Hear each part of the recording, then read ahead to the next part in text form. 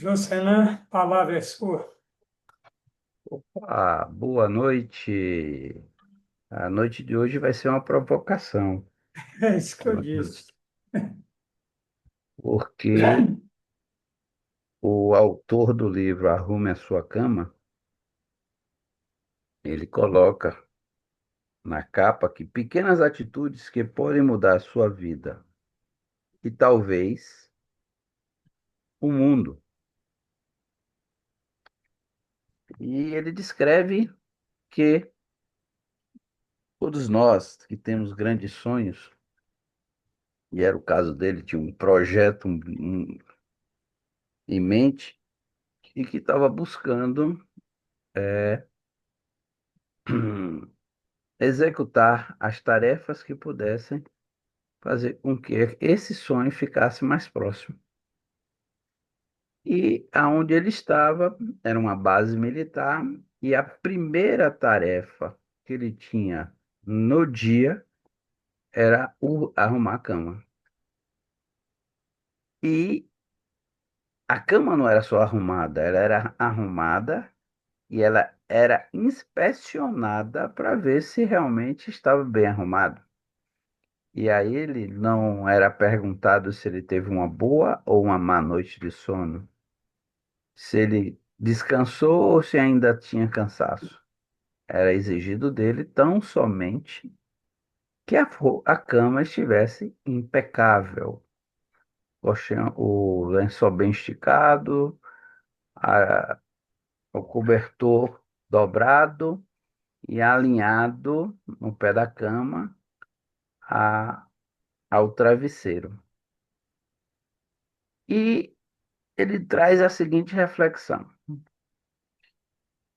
para nós que temos os nossos projetos, iniciar o nosso dia com uma tarefa, uma pequena tarefa, mas com ela bem feita, já nos dá para o resto daquele dia o, o bem-estar emocional de uma tarefa, pelo menos, foi muito bem feita e já começamos o dia com uma das tarefas do dia feita.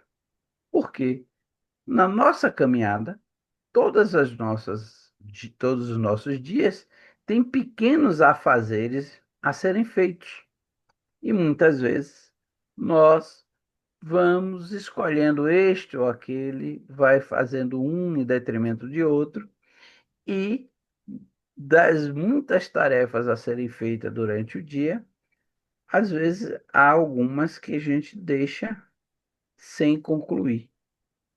Levando isso para a nossa vida, imaginemos que nós temos todos os dias a oportunidade de fazermos o diferente, ou diferença, ou a diferença na vida de outras pessoas.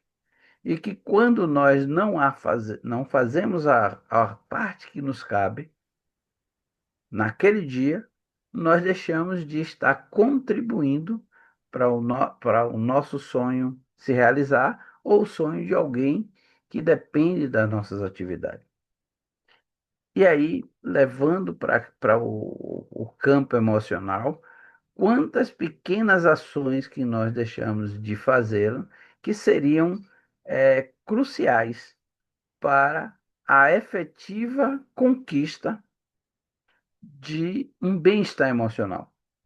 Porque é uma pequena atitude de não relevar, por exemplo, uma situação desagradável, ou levar muito a sério aquilo que era apenas, poderia ser avaliado por apenas algo corriqueiro, sem maiores importâncias.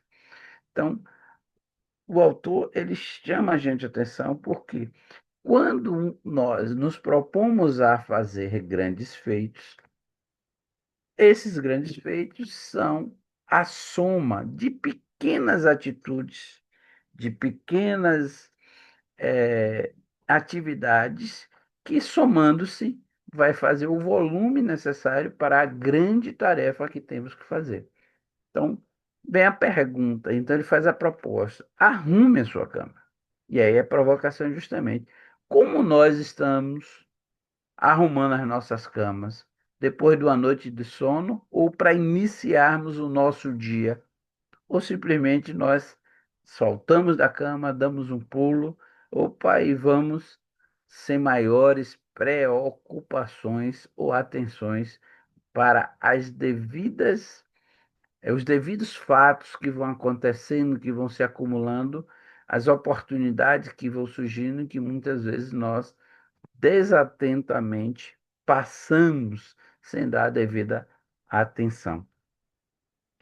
E aí, então, o autor, William H. McHaven, ele vai descrevendo a toda a sua trajetória no processo do treinamento em que ele vive dentro do, do treinamento no quartel. Então, uma das principais tarefas, ele diz assim, comece seu dia com uma tarefa feita. Uma simples tarefa, que é o quê? Arrumar a cama após a noite de sono. Por que isso? Porque se você quer mudar o mundo, comece arrumando a própria cama. Porque se você não tem a ação de arrumar aquele que é o lugar em que você descansa, que você refaz as suas energias, como você vai ter ação, energia para fazer mudar outras coisas nesse mundo? Então, é um ato bem simples, tá? Que é arrumar a cama, mas que tem um significado muito profundo, justamente quando a gente dá atenção às pequenas coisas. No capítulo seguinte, ele vai falando sobre que na nossa trajetória nós não vamos conseguir vencer os obstáculos sozinhos. Ou seja, fiquemos atentos a, quando necessário, pedir ajuda.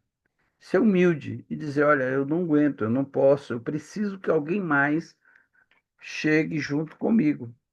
Porque se você tem um sonho e deseja fazer algo, e encontra alguém que acredita nesse sonho e lhe ajuda nesse processo, é muito mais fácil você realizar algo significante ou significativo para você e para o outro.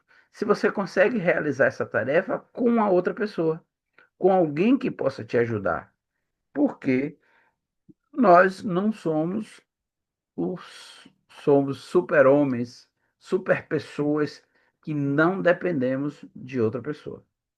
Sim, nós podemos ensinar outras pessoas, assim como podemos aprender com as outras pessoas.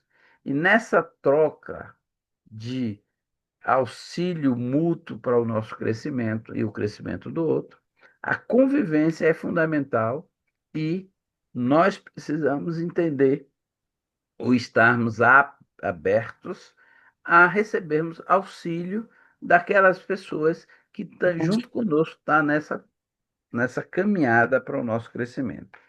Então, ficamos, fica evidente que precisamos de ajuda porque a gente não entende tudo, não consegue abarcar todo o conhecimento de todas as áreas necessárias para que a nossa vida tenha um fluir tranquilo e grandioso, certo? No capítulo seguinte, então, ele coloca: tudo o que importa é o tamanho do coração. Ou seja, na nossa caminhada, quando nós estamos trabalhando, às vezes um quer ser maior do que o outro na posição de comando, na posição de liderança. E muitas vezes, aqueles que em alguns momentos não são vistos como um grande líder, como um grande, mas tem um coração tão grande, tão preenchido de desejo de auxiliar, de estar colaborando e de fazer as coisas pelo amor da humanidade, que o que mais importa não é o seu líder ser o que mais importa justamente é aquele que tem um coração maior, que preenche de maior amor as suas atividades, que está sempre disposto a trabalhar dentro da linha da caridade, da, da perseverança, da compreensão dos outros à sua volta e disposto a cooperar para o bem comum. Esse é que é o verdadeiro líder, é o verdadeiro comandante, é o que está em mais condição de assumir o controle de orientar outras pessoas, porque ele está com um coração tão grande, tão preenchido, que ele vai sempre estar acolhendo e agregando positivamente a reunião daquelas outras almas naquela caminhada. Então, o que importa, ele coloca bem grande, que é o tamanho do coração. Não o quanto a pessoa é ágil, não o quanto ela sabe, não o quanto ela é inteligente, não o quanto títulos ela tem, mas o quanto ela está disposta a amar o seu semelhante. Então, avaliar as pessoas na nossa trajetória não pelos atributos, mas pela, pelo tamanho do coração, pela forma como ela distribui amor e está aberta para que esse amor seja compartilhado. Então, mais adiante, vai ter momentos que nós vamos enfrentar situações em que, mesmo a gente tendo razão, não somos compreendidos ou, digamos assim, acolhidos devidamente como nós queremos. E aí ele coloca nesse capítulo o título de A Vida Não é Justa. Ou seja, no momento em que, e ele diz assim, e siga em frente, porque você não pode parar porque sofreu uma injustiça e ficar esperando que apareça quem venha corrigir essa injustiça. Ele diz: não, a vida não é justa. Então, mas você não pode ficar parado por uma injustiça. Você deve seguir adiante, porque a justiça maior vem de Deus, das leis naturais que vão agir no devido momento, porque você pode estar passando agora por alguma situação em que, aos nossos olhos, aos seus olhos, é injustiça, mas que se buscarmos no fundo, na profundidade da ação das leis naturais, tem uma razão do porquê está passando por isso. E aí, no devido momento, com a devida compreensão, nós vamos perceber que aquilo que a gente achou que era uma injustiça era tão somente uma oportunidade para nós exercitarmos a nossa caridade com nós mesmos e para com os outros. A maneira de entendermos que precisávamos seguir adiante, mesmo sem ter a devida atenção que nós estávamos existindo, porque não é sobre nós.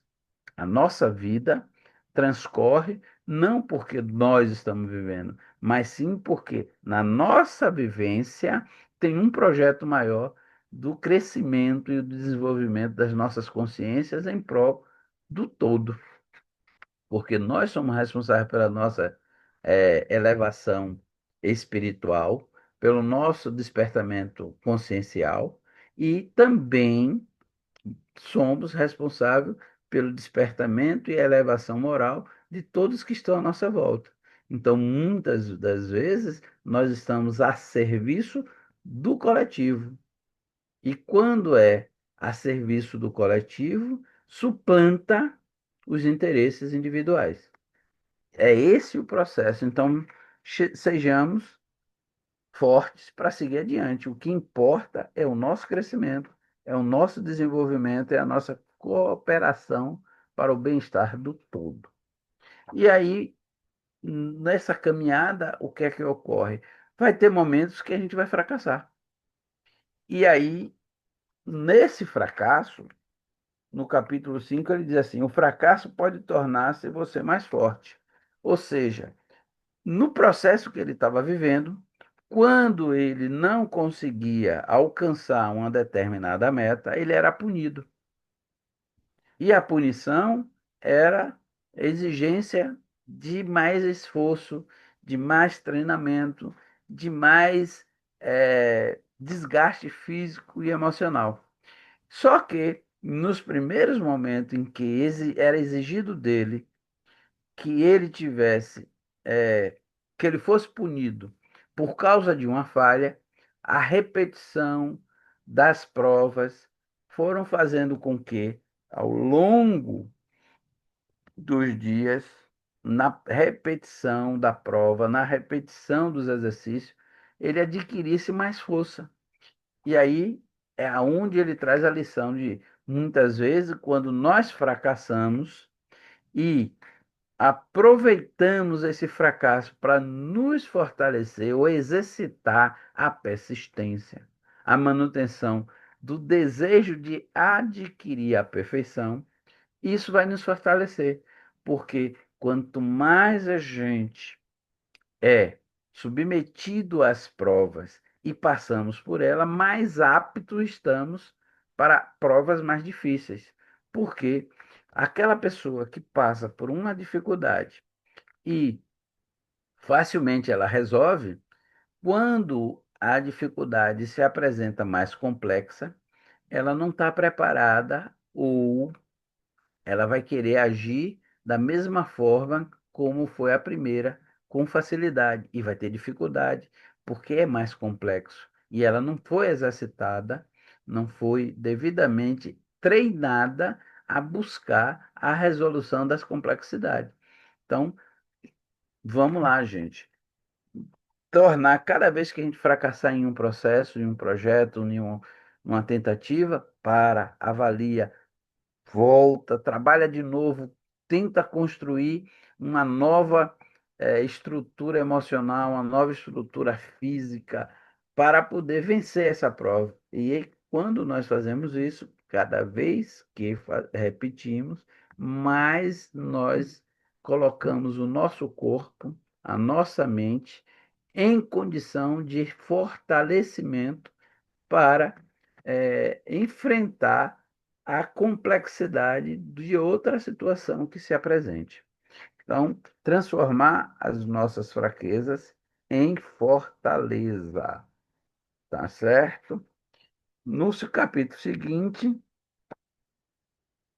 aí ele vem e diz assim: é preciso ousar mais. E muitas vezes a gente, logo depois de um fracasso, a gente se aquieta e começa a lamentar, ah, porque não consigo, ah, porque está tendo dificuldade, ah, porque outras pessoas tiveram ajuda e eu não estou chegando a um bom termo. E aí ele vem e diz assim, não, fracassou, transforme isso em força e ouse.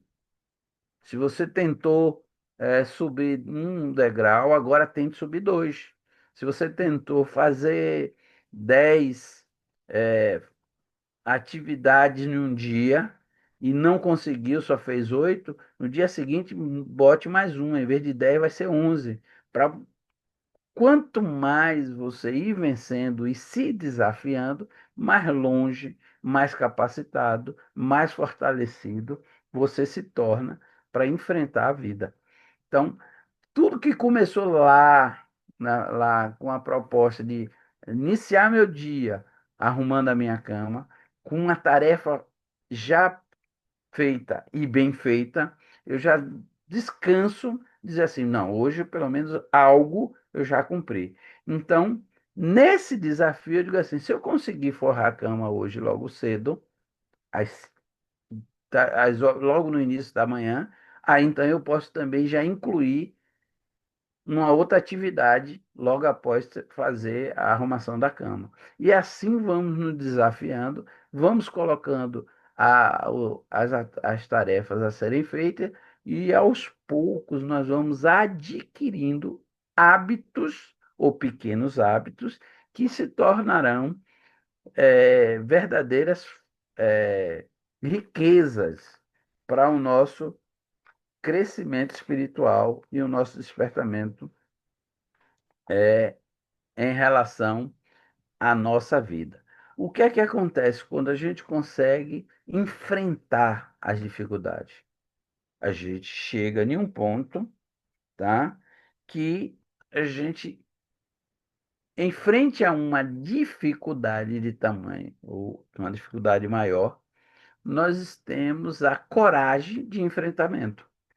Mesmo que toda a situação esteja adversa, mas como nós já dizemos, não, eu fui capaz de levantar cedo e forrar minha cama. Eu fui capaz de fazer as tarefas logo cedo e me liberar. Eu fui capaz de acrescentar mais uma tarefa no meu dia. Essa agora, que parece ser difícil, não, eu vou enfrentar. Porque se eu fui capaz de fazer tudo isso, quando me parecia mais difícil de fazê-lo, isso agora para mim é um desafio que eu vou topar, que eu vou assumir e que eu vou trabalhar para poder enfrentar essa situação.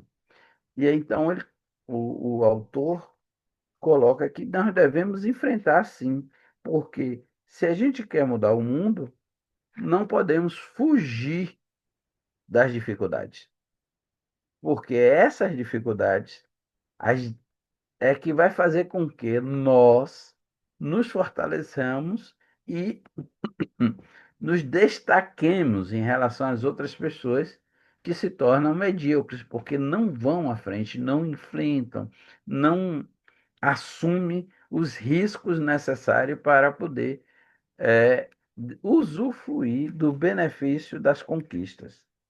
Então, toda vez que nós estivermos fazendo todo esse trabalho, o autor então diz aqui no próximo capítulo assim, mostre-se à altura da ocasião. Ou seja, se eu trabalho, se eu faço todo o processo de crescimento meu, quando surge a oportunidade de eu mostrar o que eu sei fazer e para que eu vim fazer, eu esteja à altura quando a ocasião se fizer. Porque muita gente faz assim, eu gostaria de, se surgisse isso para mim, eu queria. Eu sou capaz de enfrentar, mas não se prepara, não se habilita, não estuda, não treina, não se desafia. Então, quando chega uma oportunidade, ela não consegue atuar. Eu lembro de uma determinada situação em que a pessoa falava muito que acreditava na vida além da morte. E andava com o parceiro ali lado a lado, para todo lado que ia. Aí o parceiro veio e desencarnou. Aí a pessoa se desestruturou. Aí o parceiro desencarnado chega lá e faz: Ei, bora, enxuga as lágrimas e bora trabalhar, porque o trabalho não acabou. Né? Agora que é hora de mostrar que você acredita naquilo que você disse que acredita. O que é que eu aprendi com isso? Eu falo muito de espiritualidade, mas na hora em que eu preciso me conectar com ela, mas aí eu preciso tomar um remédio para dor de cabeça, eu vou bater na porta do médico porque eu não estou me sentindo bem, porque é uma coisa. E aí me desestruturo sem antes me conectar com o Deus que habita em mim e acreditar, não só acreditar, mas fazer as outras pessoas sentirem que o que eu acredito é real. Eu acredito que tem um Deus dentro de mim que me guia, que me orienta, que me fortalece, que é o meu divino ajustador, que me ajusta na trajetória da evolução. Mas quando a dor bate a porta e eu me desespero sem fazer essa introspecção, aí eu não estou conseguindo provar às outras pessoas que acreditam naquilo que eu digo, que eu falo no dia a dia. Então, é preciso que a gente esteja à altura da ocasião. Então, se a ocasião nos pede que a gente esteja calmo, que a gente tenha a calma necessária, a serenidade necessária. Se precisa mostrar conhecimento, a gente precisa estudar antes. Não é dizer, ah, peraí que agora eu vou pesquisar porque eu não sei lhe responder isso. Hum, Podemos até fazer assim, olha, no momento eu não tenho essa resposta para essa sua pergunta. Vou pesquisar e lhe trago a resposta, se comprometendo em realmente pesquisar. Agora, dizer, não, eu estou pronto, pode perguntar, pode vir a prova, e aí quando a prova chega, não, peraí, deixa eu me preparar, que me pegou desprevenido, eu não me preparei, eu não respirei direito e tal. Não é bem assim. A gente tem que estar pronto.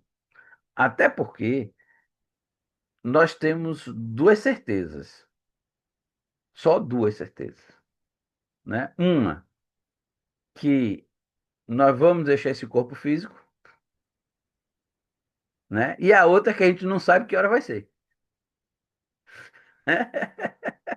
Pode ser a qualquer momento. Então, o que é que eu tenho que fazer? Eu tenho que estar preparado para essa hora chegar. Quando essa hora chegar, eu esteja pronto. Como diz Cris, dizer assim, ah, largo aqui minhas sandálias e fui, né? Porque às vezes a gente fica tão apegado ao corpo físico que quando chega a hora de retornar ao plano espiritual, a gente fica, peraí, ainda não resolvi isso, ainda não resolvi aquilo, fica adiando algo que está no processo. Então, se chegou, dizer, pronto, estou pronto, vamos lá, tem que largar o quê? Já estou largando, estou indo embora. Isso de forma bastante responsável, porque se eu estou à altura da ocasião, estou tranquilo. Então, para eu estar à altura da ocasião, eu tenho o quê? Dar atenção a todas as coisas que acontecem durante a minha trajetória evolutiva, para que quando chegar o meu devido momento que exija que eu demonstre a minha capacitação, eu esteja pronto, certo? Porque se eu quero mudar o mundo, eu tenho que dar o meu melhor nos momentos mais difíceis. Porque é nesse momento que eu vou provar que eu acredito realmente naquilo que eu falo. E esse processo de tomar essa atitude, de ter essa atitude, vai ajudar o quê? A segunda parte do processo é dar esperança a outras pessoas que é sim possível vencer as dificuldades e ter dias melhores. Mas dias melhores não caem do céu, simplesmente Deus me dê. Os dias melhores caem na nossa trajetória como consequência das ações e escolhas que fazemos hoje. Então, preciso estar atento nessas escolhas e eu posso dizer ao outro na jornada: tem esperança. Mudando sua atitude, você vai ter um resultado diferenciado. Que era assim que o Cristo eh, admoestava aqueles a quem ele trazia o equilíbrio energético. E quando ele dizia assim: a tua fé te curou, vai e não tornes a fazer aquilo que você vem fazendo, para que algo pior não te suceda. Ou seja, alcançou um benefício, muda suas atitudes ou mantenha sua atitude em alto nível para poder melhores ou outros benefícios serem alcançados. Mas se não o fizermos na mudança necessária para alcançar esses benefícios, nós vamos ter dores e sofrimento, tais quais as que tivemos até hoje, ou pior ainda, porque para toda ação vai ter o quê? Um efeito da mesma força correspondente a essa ação. Então, se fazemos ações que resultem em efeitos positivos, nós vamos ter benefício. Mas se fizermos ações que vão resultar em efeitos danosos, vamos sofrer, certo?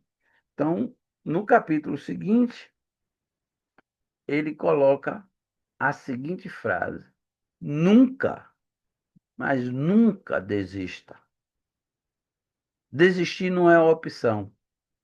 Para nós que estamos no processo evolutivo, desistir não é opção. É dever de toda a alma encarnada buscar o seu crescimento e seu desenvolvimento, em benefício próprio e daqueles que estão à sua volta.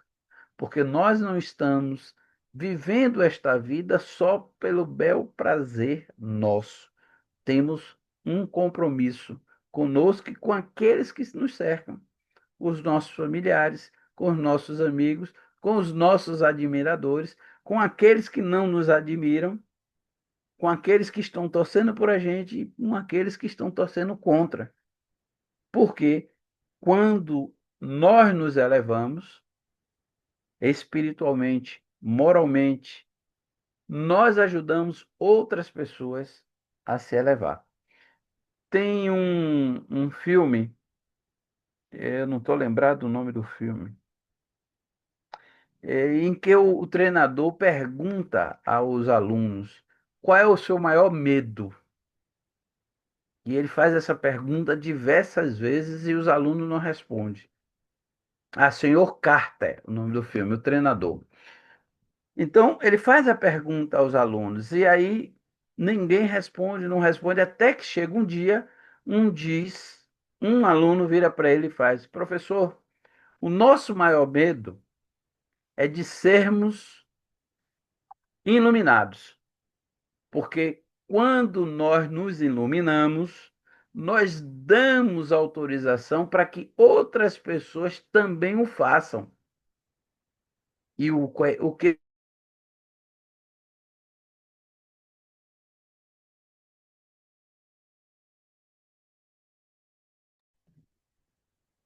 Travou o seu. Você não, você travou aqui.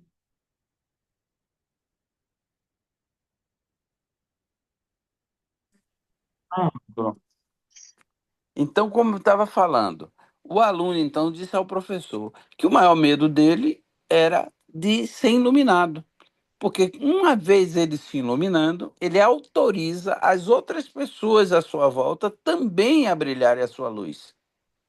E, é claro, não tendo ele a, a capacidade de se manter iluminado por muito tempo, era esse o maior medo, de não ter a capacidade de se manter iluminado por mais tempo, para que as outras pessoas não se decepcionassem. Então, quantas vezes nós nos colocamos nessa situação? Nós preferimos apagar o nosso brilho para poder, porque temos medo de não ter a capacidade de manter esse brilho por muito tempo, ou brilhar a nossa luz como ela deve ser brilhante todo o tempo, porque às vezes nós nos colocamos numa posição que ainda não estamos devidamente preparados. Ou seja, dizemos que somos aquilo que ainda não somos e desejamos ter aquilo que ainda não temos a capacidade de administrar. Então é preciso que a gente tenha a coragem de manter-se na lida do crescimento espiritual sem desistir. Porque mais adiante, o que é que vai acontecer? Nós vamos poder ajudar outras pessoas a partir das nossas experiências. A partir do que nós vivemos, nós vamos poder dizer ao outro: siga adiante, brilhe a sua luz, não desista, enfrente os seus medos, arrume sua cama, crie pequenos hábitos, que esses pequenos hábitos vai lhe ajudar a lhe levar a um outro nível. Mas para isso, a gente precisa ter vivido a tal ponto de incorporar a aprendizagem e o desenvolvimento alcançado como modelo e poder dizer ao outro: é possível sim, porque eu vivi isso, Eu saí desse ponto e já estou em outro, porque eu fiz as mudanças necessárias a serem feitas. Qual o meu tempo? Certo. Jucena, você pode colocar no chat aí o nome do livro e o autor, que as pessoas Posso. possam O copiar nome do, depois, né? o nome do livro é esse aqui, Arrume a Sua Cama, Pequenas Atitudes que Podem Mudar a Sua Vida e talvez o Mundo, de William H. McHenry, certo? É um best-seller interessante, que é a história de um militar norte-americano, um marine, que ele descreve o seu progresso e a sua caminhada dentro do quartel militar, que era o sonho dele ser um marine. Mas o ritmo, a exigência, o treinamento era muito, mas muito puxado. Exigia um esforço super-humano.